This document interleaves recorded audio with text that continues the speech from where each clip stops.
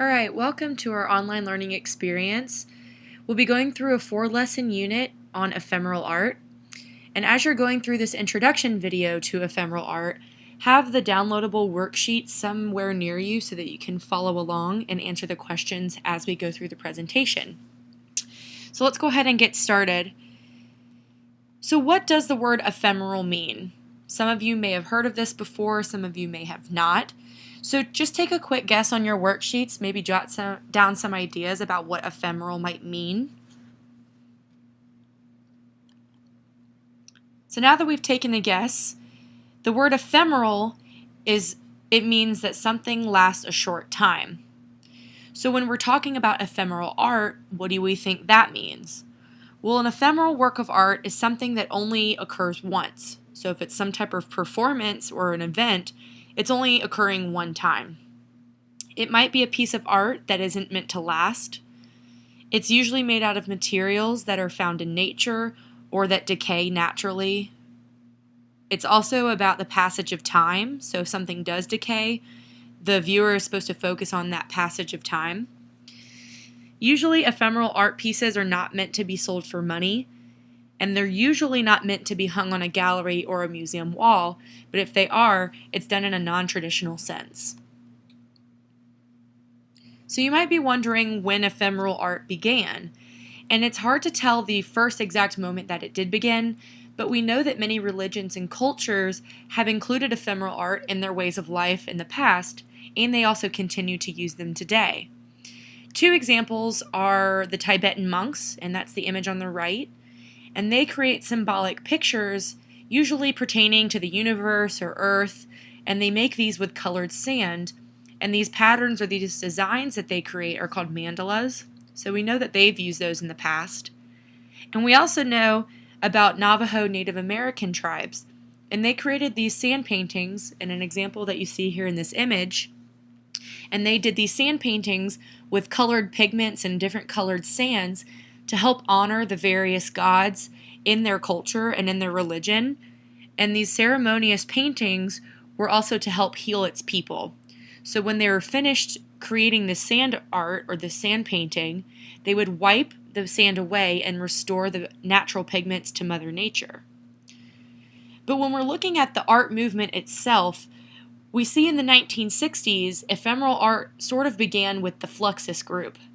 And this was a group of artists that were interested in creating art that wasn't supposed to be found in a gallery or a museum. They were bored of that, and they wanted to create something new that pushed the limits of art and what art meant at the time. So again, the works that they were creating weren't meant to be worth money.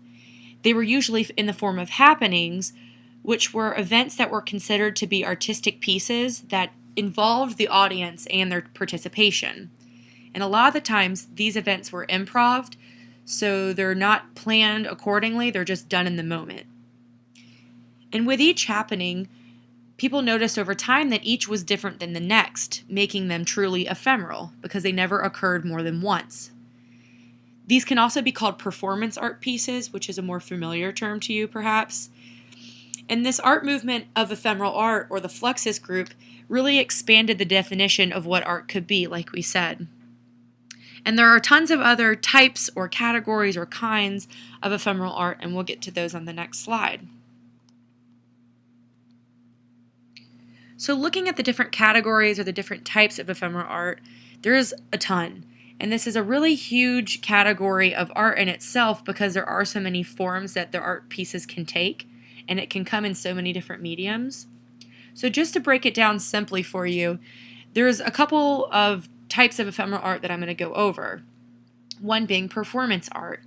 And we see this occurring with artists like John Cage, who created silent sound pieces or sound pieces with different household items.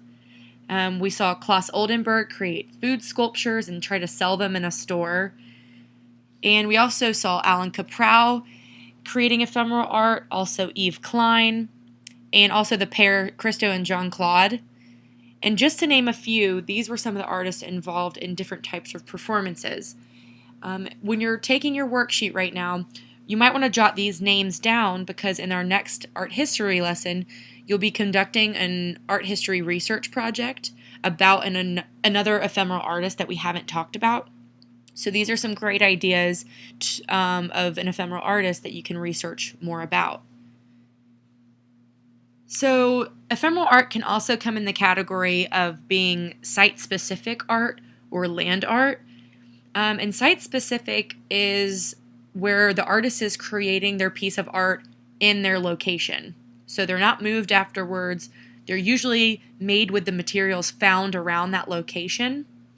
And with land art, this can be any type of art found in nature or in some community space using other materials to either alter the environment or something like that. There were also temporary installations that went into the galleries, museums, or other places in the community. And again, these weren't paintings hung on a wall for people to look at in silence. These were interactive installations, things that can only occur one time. And of course, there's many other categories that we don't have time to get into. But on your worksheets, can you think of any other types of ephemeral art categories?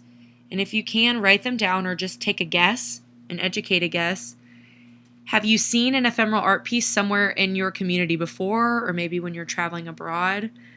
And then on your worksheets, definitely describe where it was located and what materials or it was made out of or what medium you would classify it as. And also on your worksheets, go ahead and write down if you have ever created your own ephemeral art piece. And if you have, what you were making and what it was made out of, and you can kind of describe your process.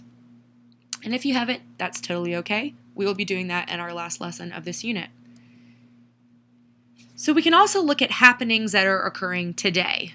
You might think it's something of the past, but it's actually still going on as we speak. And 3 different types of modern happenings that I think you guys have had an introduction to or you may have heard about. One being silent discos. And this is just a GIF, this little clip of a video of a silent disco. And it looks hilarious to me, and I've seen one happen before. I've never been involved. But it's where each participant gets a pair of headphones, and they each have a different song playing. So they all start to dance to their own beat of the music. And when you're looking at this entire group or this entire happening, it looks hilarious because everyone is doing their own thing. And the art here is a group event, all these individual people coming together to create a happening. And if this was done tomorrow, it wouldn't be the same because usually different people would be involved. The headphones might be passed to a different person, different songs might be played, they might change the location of the silent disco. So you can start to tell how it's ephemeral in many different ways.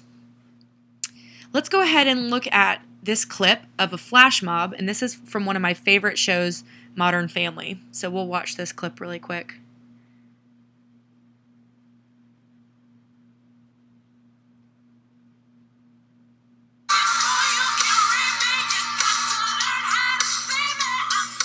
Today we are doing a flash mob. It's a flash mob! It's a flash mob! Oh! We saw it on YouTube. Remember? People get together and choreograph big dance numbers. Well, this is a scene where Mitchell has been hounded that he's not spontaneous throughout the entire episode. And a flash mob breaks out in a mall.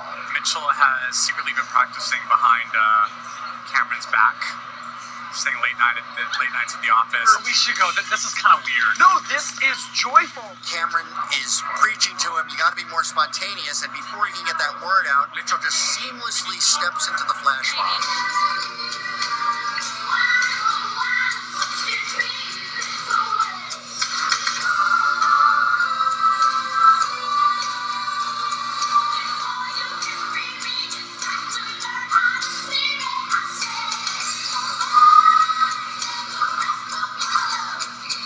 Sent a YouTube video to me and I watched it, and it was like a grainy, horrible quality YouTube video, but apparently all these dancers learned it on. I was like, I do not have time for this. It was taught slowly, I couldn't pick it up, so I had the choreographer. This is what happens when you do TV. The choreographer will come to your house and teach it to you. 30 minutes, we knocked it out.